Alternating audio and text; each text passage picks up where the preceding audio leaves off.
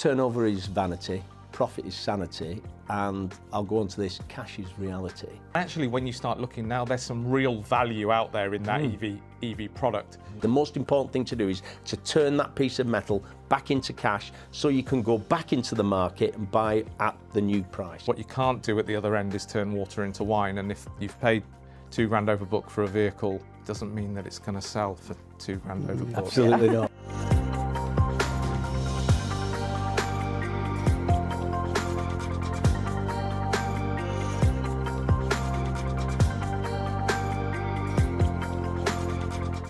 Hello and welcome to the Talk Auto podcast. I'm Ben. And I'm Holly, and every month we welcome on industry experts to talk everything automotive. Another interesting topic this month, as always. Definitely. This month we're going to be taking a look at retailer profitability challenge across the used car space.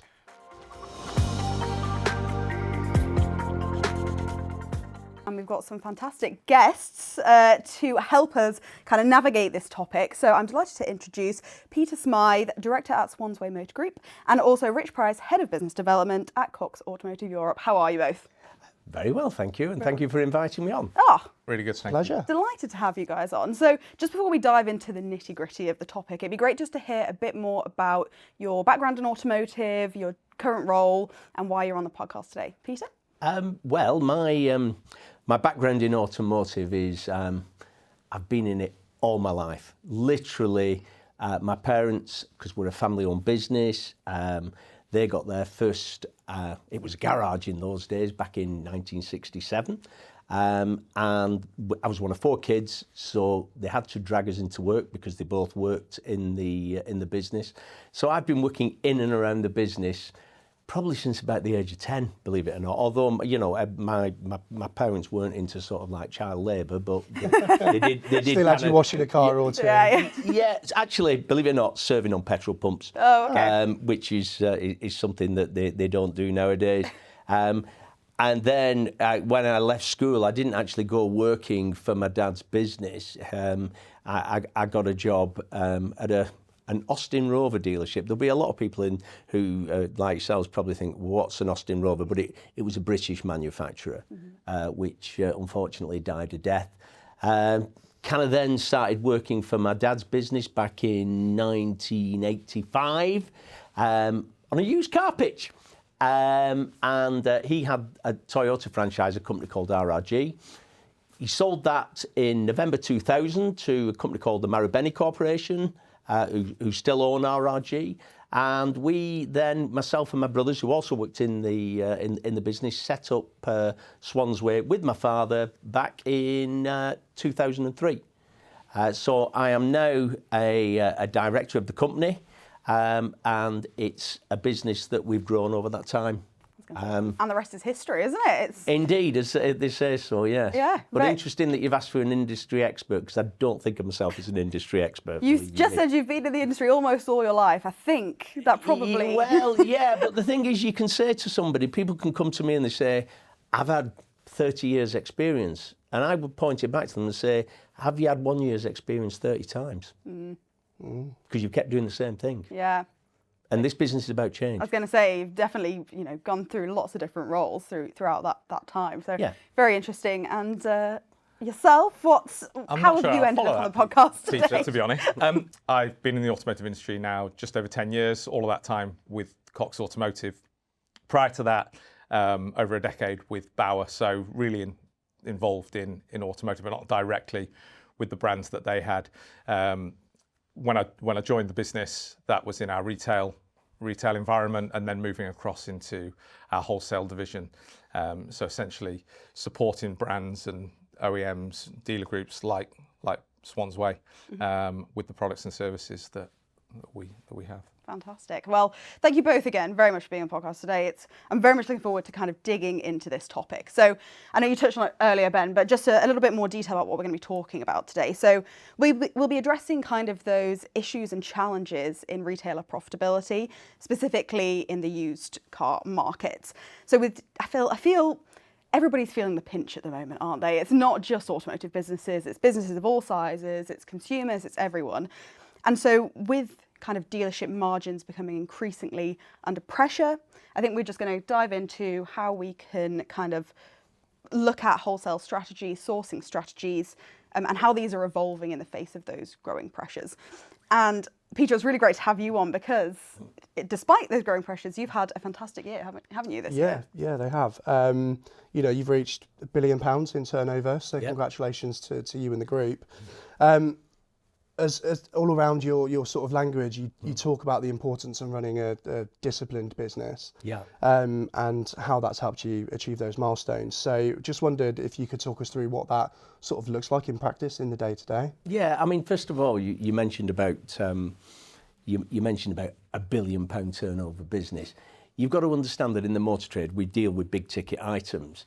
Actually, the turnover. Somebody once told me that. Turnover is vanity, profit is sanity, and I'll go on to this, cash is reality. You've got to run a disciplined business in the motor trade, and we are particularly disciplined when it comes to handling our used car stock. If you look at the balance sheet of a motor car business, they will have a large part of their balance sheet which is used car stock. So if you take somebody like the Swansway Group, it's about £40 million. And you've therefore, on a balance sheet, that's down there as an asset, but it's also a liability because used cars, as we know, depreciate month on month on month. So you've got to take, and what we do, we don't actually take it as a single car. We actually look at it as a lump of money, right? And we look on how we can get the best return out of that money. And going back to cash, it's about turning that lump of money as many times as you can in a year. And part of doing that is disposing of your trade part exchanges through Mannheim auction, which we do at Manchester.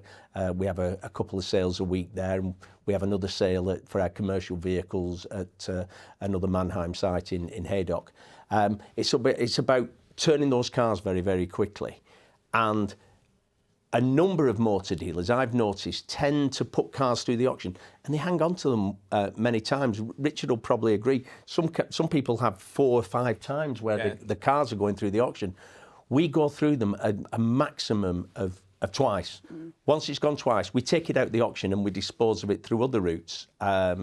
Dealer auction, for example, which I believe is a Mannheim product, so I'm fine with you saying that. So we're very disciplined in that. We're also extremely disciplined on the age of our cars.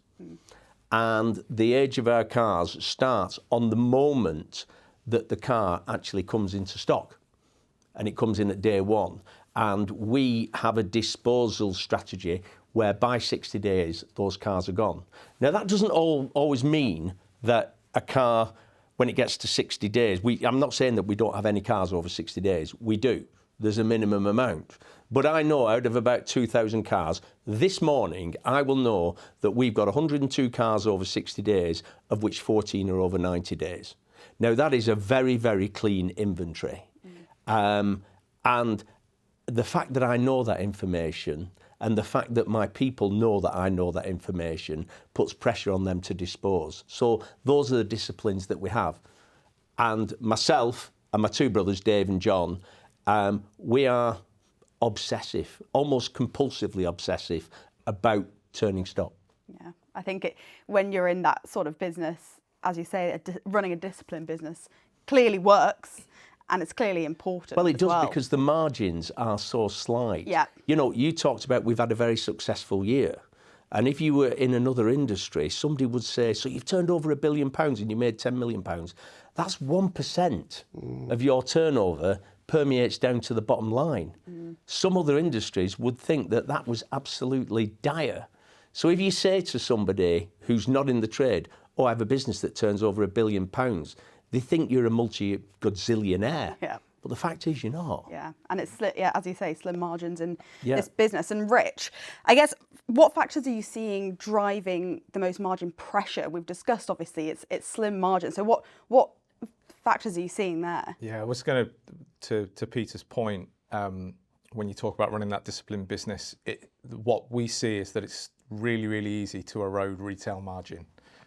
it's not huge to begin with in the first place. So it's really, really important that, particularly when you're talking about that, taking in that customer's part exchange vehicle, and that is part of that entire retail deal, that actually you're valuing that car correctly at the front end to begin with, that you're not paying too strong money for that vehicle and expecting then to get it back further down the line. You made a comment to me once before about, we need to buy these cars correctly. That's how we're going to generate, one, a trade profit, and secondly, maximize the retail margin in the vehicle.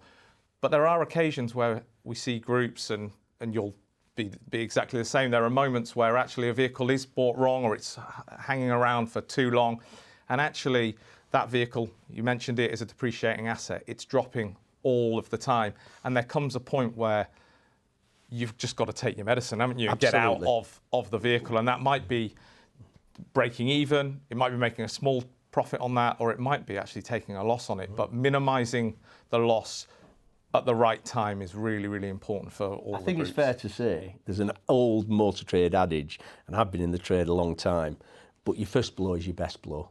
If you're going to lose money, lose it early on, because it's only going to get worse. Don't put your head in the sand. Just grit your teeth, hold your nose, and go under the water. Yeah, I like that. Yeah, me too. So obviously you've touched on there, finding the right vehicles at the right time, the right price, so that you can maximise that. Peter, is there anything that you can talk to about your specific sourcing strategy for the vehicles, and how that sort of does impact those profitability pressures? Yeah, I mean, there are a number of ways of which we source cars. The first, and by far and away the most profitable, is to take a car in part exchange, particularly if it's one that you've supplied previously and you know completely of the history. The perfect car to take at part exchange is one that you've sold brand new to Mr. and Mrs. Miggins, if you like. They've driven it for 3 years. They've been unbelievably loyal as customers. They've come back and had it serviced. So you know exactly the provenance of the car, and they've looked after it. And you've taken it in part exchange, and then you can resell it again, and you can sell it with bags of confidence. There's other ways of taking part exchange. Because we're a franchise dealer, we can talk to our franchise partners, and we do, and we are very, very active in buying late, low mileage cars from the manufacturers, whichever the ones we deal with. And then there's other sources that you can go to. You can buy from auctions. You can buy from the what I call the used car aggregators, who sell cars online, specifically to the trade. And another great source of used cars is Motability. You've got to understand that 20% of all cars, new cars sold, are sold via the Motability scheme. So again, and those cars they're 3 years old. They'll all have a service history. So, and they're one owner, Motability Finance. So you know the provenance of the cars. So often those low are mileage as well. Sorry? Often low mileage Motability They cars can as well. be, Yeah. and they can be high mileage. There's no set pattern, but we would stick towards. You know, we have parameters that we stick to, and one of those would be that the car's got to be under 70,000 miles. Yeah. Most Motability cars, I'm guessing, will be 3 years old, 20, 25,000 miles. So yeah, low mileage car. I think as well, Peter, that's one of those things where there's been behaviour changes as well from the groups, post-COVID particularly, because actually that used car stock wasn't available for a really long period of time. And actually a lot of groups, their parameters widened. So you might have had a parameter of 6 years old, 60,000 miles, and all of a sudden many groups were upping that, trying to maximise as many retail opportunities as possible. Some were up at 90,000 miles, 9 years old. Some didn't have parameters. I think what we've seen, particularly over the last 2 or 3 years, is groups like yourselves have dialed that back again to a more normalised age policy. Yeah. Others haven't. And I think that you do see that there is an element in that as well, where you almost lose a bit of your identity to the actual consumer if you don't have a policy. If you think about the franchises and the brands that you've got you've got them and the consumer expects to be, that's their new car. Whether it's a used car or not, it's a new car to them. Yeah. I think you've also, sorry to interrupt, you've got to be very careful when you are a main dealer because of consumer law now. The customer has far more rights than they ever used to have. And I'm not saying that is a bad thing, but and they know that they're dealing with a fairly sizable company. So the people know the rights. I mean, people can go on to ChatGPT and they can send you a very, very stern a letter, almost as though it's written by a lawyer. Yeah. It's so easy to do nowadays. And so and Rich is quite right, we've just pulled back because there are less problems associated with newer, low mileage cars. Simple as that. Well, I think the creation of Motor Match as your used car business actually allows you to maximise those retail opportunities out of vehicles that might be, you go, that is perfectly retailable, but it's 7-8 years old, or it's 4 years old, but it's done 90,000 miles. Yeah. It doesn't sit inside that franchise's Well, manufacturer warranty. a lot of franchises have approved used car schemes, and they're quite stringent, and the preparation costs are quite high.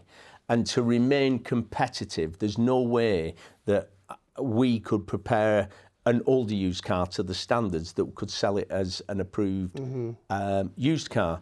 The other thing is, with the older used cars, price is more important than ever. And the reason we set up Motor Match is we were taking in lots and lots of part exchanges that couldn't quite make the manufacturer's assured program, but you're thinking, hey, these are good cars, we can take margin out of them. But the idea of setting up Motor Match is it specifically isn't an assured program by the manufacturers. So what we can do, we can actually sell a warranty rather than give it away. So what we can do, we can sell cars at a very competitive price and then put the add-ons on. Dare I say it, a little bit like the budget airlines. You know, Okay. That kind of model. Well, a budget airline might say that you can fly to Timbuktu for £25.75, but by the time you've reserved your seat, by the time you've got a seat with leg room, by the time you've put your luggage in, it's about 500 quid. Yeah. Yeah, no, it's an interesting business model, that. And I know we touched on kind of stocking strategies earlier. Rich, are you seeing this? So, and you were obviously saying that flexible strategy, pulling from different kind of sourcing methods. Would you say you're also seeing that across the industry as well? Yeah, I think it's broadly similar in terms of what the strategy that groups would like to implement. Obviously, there are different challenges for different groups. Some of that is around the franchises they hold, because there's more stock availability with some, and there is less stock availability with others. Equally, some of the groups are very, very large, and therefore actually they've got multiple buyers in different regions for different franchises, or they've got a central buyer team. And actually there's just different strategies that apply to different groups. Again, it goes back to the parameters as well in terms of the pool that they're fishing in. We see it right now in the through the auctions. The prices that are being achieved remain still really strong on the vehicles that are selling, but we know off the back of Easter through to the May bank holiday, there is that seasonal dip in conversion because retail slows down slightly because of those factors. So there are fewer cars being sold. That means there are fewer actual part exchanges coming in. Hopefully you can keep more of those, the ones that you do get. But it's also at that exact time as well where a lot of the big lease cos, March, new registration plate, the end of the cycle, huge waves of ex-lease vehicles come back in and almost flood the market. And what you then see is a huge amount of stock on the ground, but retailers buying less stock as well. So actually you've got almost this perfect storm of huge influx of stock coming in to the lanes being available, but the buyers within the groups being able to be much more picky and much more choosy with the stock that they... You're absolutely right. And if you think about, Rich is absolutely right. There's always a dip, April/May. I think it's been emphasised more at the moment because of the geopolitical situation that's going on in the Middle East. We as a company So I talked about that £40 million sort of like fund of money that is indeed our used cars. And Rich will back me up on this. Not only do I attend physical auctions, but I'm able every single week to watch the auction online. And I can gauge what our conversion rate is at the auction and what our prices are making. And very often, from a car to be valued by the customer with the parts exchange, to actually get it to the auction, so if it could be a new car, you might be waiting a couple of weeks for the car to come, takes about 3 weeks, 30 days before it actually, even though you think you're disposing of it quickly, from the initial time you say to Mr. and Mrs. Miggins, we'll offer you £5,000 for your car, the market can shift. Yeah. Now, I have noticed that there has been a slight change because it's the time of year. You would think the best thing to do is perhaps hang on to it till prices get better. But because we talk about how quickly we move our stock, I say to our guys, look, accept that it's wrong at this moment in time and take the loss, working on the basis that the first loss is the best loss. Because what I don't want to do, I need to talk to, I mentioned earlier on about profit is sanity, but cash is reality. The most important thing to do is to turn that piece of metal back into cash so you can go back into the market and buy at the new price. I think it's also massively important, and you're, with John and David as well, are all over this, is making sure that your sites are actually appraising that part exchange vehicle correctly in the first place. There is a big difference between a vehicle that sits at grade 1 and grade 2 in the auctions versus that same vehicle at grade 4 or grade 5. And in a normalised market, you can see anything between 10, 15, 20% difference in that value of vehicle just on its grade. And so we talk a lot to the retailers about, it's not about appraising a vehicle. Well, it is about appraising the vehicle. You've got to do that. But going round the vehicle, inside and out, and looking at it, capturing the damage, but it's about being accurate in your appraisal. And that's the key thing here. Understanding the damage lines that sit with that vehicle and how those damage lines can impact its actual trade value is huge. And that's probably where we see the biggest potential for margin erosion in retail actually comes from if you buy the part exchange of that customer incorrectly. Yeah. What is massively important today is to actually drive, if you can, because obviously you do some distance selling, drive the part exchange. There is one thing that is the kiss of death under the auctioneer's hammer, and I think you'll agree with me, Rich, is if there's an engine management light on. Yeah. If there's an engine management light on, you can safely say that you're not going to sell that car at auction, because people are very suspicious as to, well, why is the engine management light on? Is it something that's going to cost 20 quid or is it a new engine? Yeah. I think if you've appraised the vehicle correctly and you've seen that there's the EML on at the time you've taken it in, you've negotiated with the customer anyway and you've paid the right money for it, so you will sell it. The challenge Peter's talking about there is if that vehicle is taken in as if there's nothing wrong with it, it then arrives, EML lights on, all of a sudden. What is causing that EML light to be on? And you've got to assume that it's a worst case scenario situation. And it's probably going to be more than that 20% then. Well, it can really hammer excuse the pun on that from an auction perspective, but it can hammer the price of what that vehicle's going to achieve. And Rich is absolutely right, when he mentioned about grade 1 and grade 2 cars. Even when you get the lull, which you sometimes do at this time of year, good used cars always command good money. It's the 3s, 4s and 5s that I think take the beating more than the 1s and 2s. Would you agree with that? I think there's a mix in that. What you get to that sub 3K vehicle, that still always performs strong. We obviously, as an industry, benchmark things against cap and look. Once you get into the realms of sub 3K stock, cap sort of goes out the window in terms of pricing, and because every £100 could be 10%, 15% over book. So you see that sector perform pretty well. Where it gets tough is that £7,000 to £15,000 part exchange that's poor grade. Yeah. And there's a lot of prep that's required by the buyer to get that up to a retail standard, and particularly that goes back to particularly when you've got an influx of stock in the market, they have the ability just to be more selective. Yeah. It's interesting that obviously I think what is coming across there is no matter how you stock, something so small could have a massive impact on the margin that vehicle is making.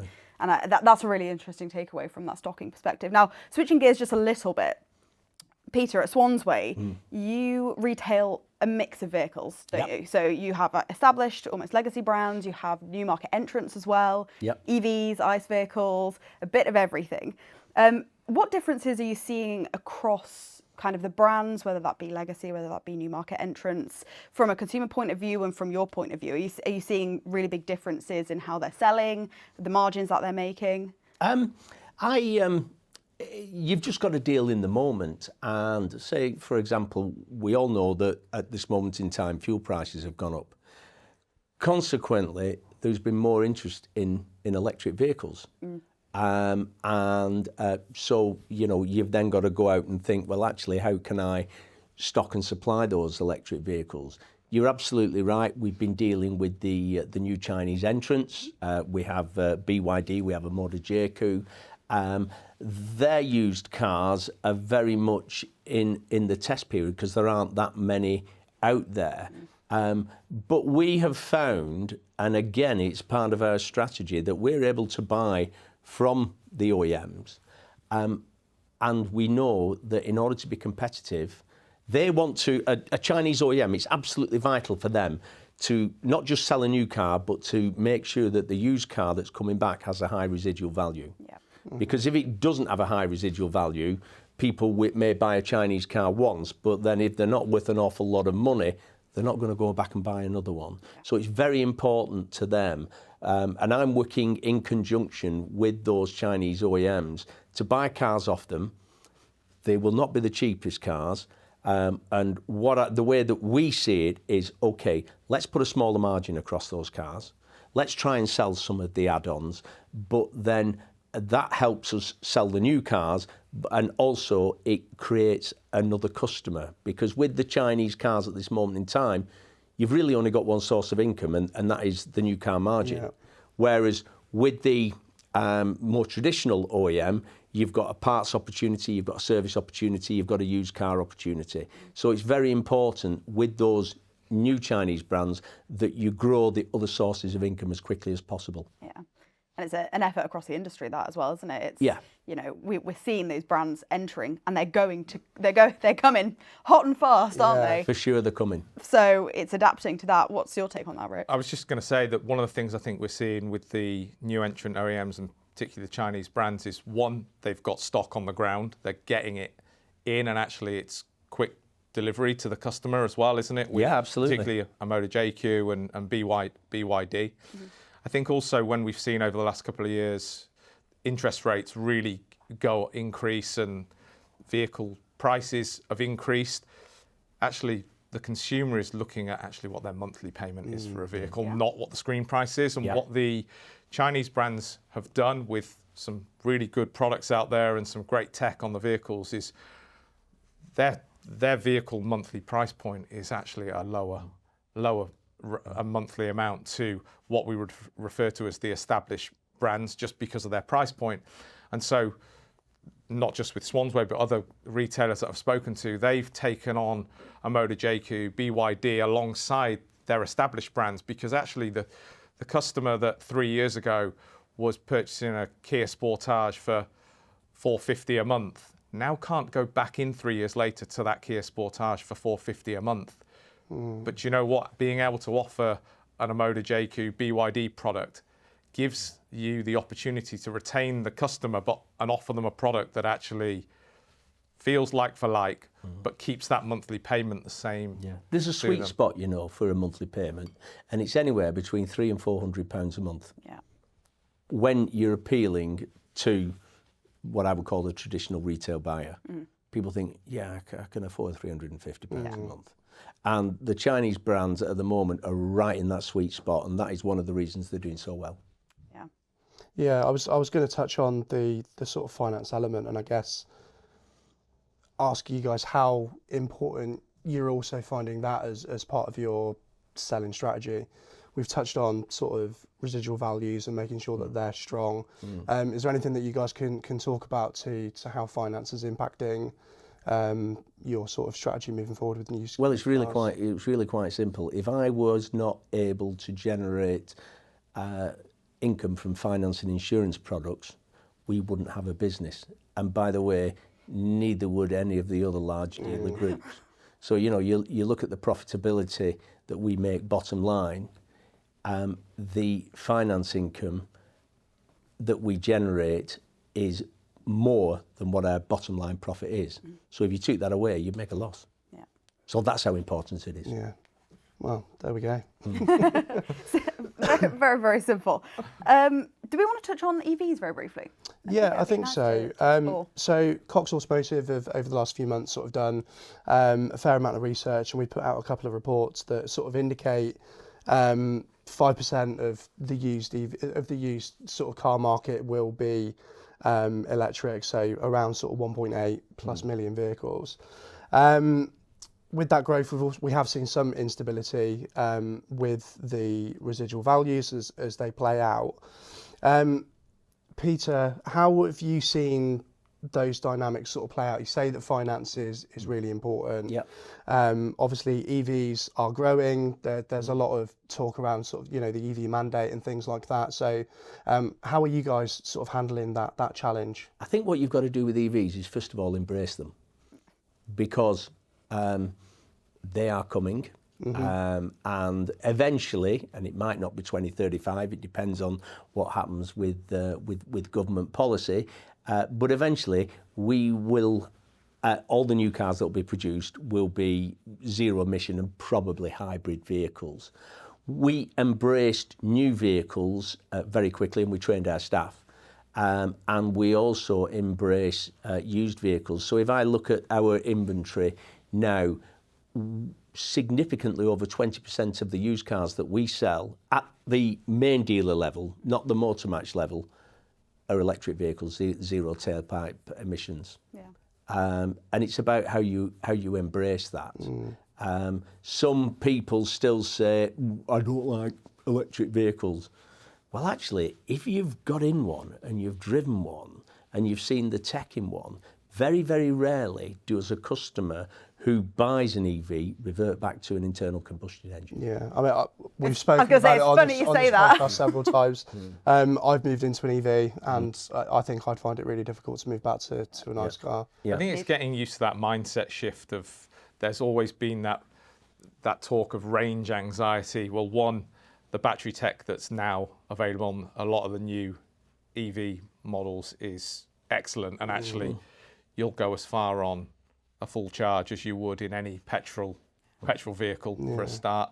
And for right now, for a lot cheaper as for well. a lot I mean, Absolutely. you are winning if you're an EV driver at the moment, aren't you? I think the second point with that as well is that that mindset piece is actually how many people, if your battery will do 350 miles on a full charge, how many people actually do 350 miles travel in a single day? Yeah. Where actually you don't start at point A, go to point B and return back to point A being home. And it is more, this range anxiety has existed for a long time, but actually every day I get up in the morning, my car's fully charged. It's got a full tank essentially, and off I go. And when I get home, I plug it back in. I think we need to do more around changing the mindset of the consumer to make them feel that way. My in-laws were prime candidates to go into an electric vehicle. The furthest journey they do is 50 miles round trip, but they went back into a petrol vehicle because they were worried about that they might run out of battery, and actually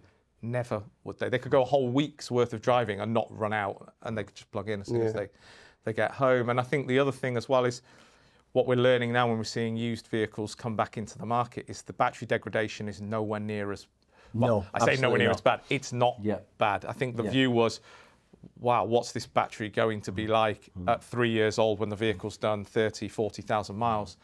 And actually, with the systems that are out there to now test the batteries, look at the cell data, all of that stuff, we're learning that the degradation is nowhere near as poor.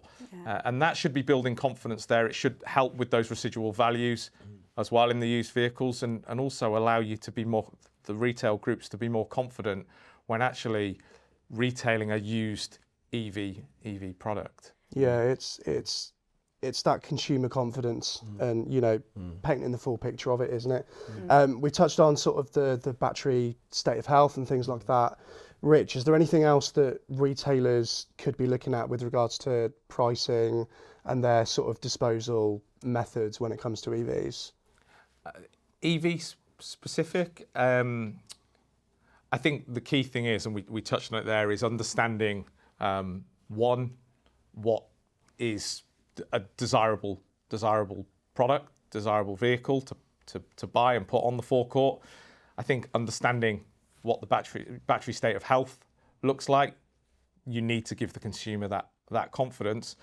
And actually, when you start looking now, there's some real value out there in that EV product. And in that first couple of years, that's where it's taken its big drop in value, and we're starting to see the pricing as when you get to that 2-3-year-old vehicle in EV now level off. And I think that actually what you can obtain is some real value if you're purchasing those, whether that be at auction or through some of the aggregators. Actually, there's real value in that to make some strong retail margin in those vehicles. I think it's more just about having the confidence to do it and a strategy around it. Confidence to make the jump, isn't it? But as you say, they're coming. It's happening. we're going into an EV based world, aren't we? So no, that's really, really interesting. I think maybe just one last question for you both. If there was one piece of advice that you would give to retailers trying to succeed in this kind of growing and challenging market, what would it be? Peter? Control your stock and control the age of your stock and turn it as quickly as you can. Short and simple. I expected a much longer Yeah, me too. me to think of something that I would advise within that. I can't just say that I echo what Peter says, although I absolutely do. I think in terms of where my area of expertise comes from, one bit of advice I would give to the groups is ensure that your valuation appraisal process is robust and thorough, and don't undervalue the importance of being accurate in those appraisals. I think it's very easy now in the world that we live in for any consumer to jump online and get 5 indicative online valuations and do a load of research online asking AI to tell them what their car's worth. The reality of it is the dealers know what those cars are worth. They might have had promises from an online car buying business, but that is an indicative valuation that is based upon assuming that vehicle is perfect in every way. And let's be honest, customers describe their car. Yeah, and it's a used. And let's be honest, it's not going to be perfect. It's a used car. I've never seen a 100,000-mile, 8-year-old vehicle that's got not a single damage line and is absolutely perfect, because they just don't exist. So I think being really robust in that area is the start of the journey. It's the start of that consumer journey, but it can make a real impact, as we said earlier, on the retail margin of that if you get that wrong. And giving a consumer what they value their car at because they need it to be at that level isn't always the right thing to do, because what you can't do at the other end is turn water into wine. And if you've paid £2,000 over book for a vehicle, doesn't mean that it's going to sell for £2,000 over book. Absolutely not. Fantastic. Perfect. Well, thank you both very much. I think we've had a really interesting conversation. It's been great to have you on, Peter, as well, because it's always good to hear that from that first-hand perspective. Yeah. People on the ground, you're actually in this business. Yeah. And so thank you both for being on. It's been a really insightful conversation. Okay, thank You're you. welcome. It's been great. Thank you.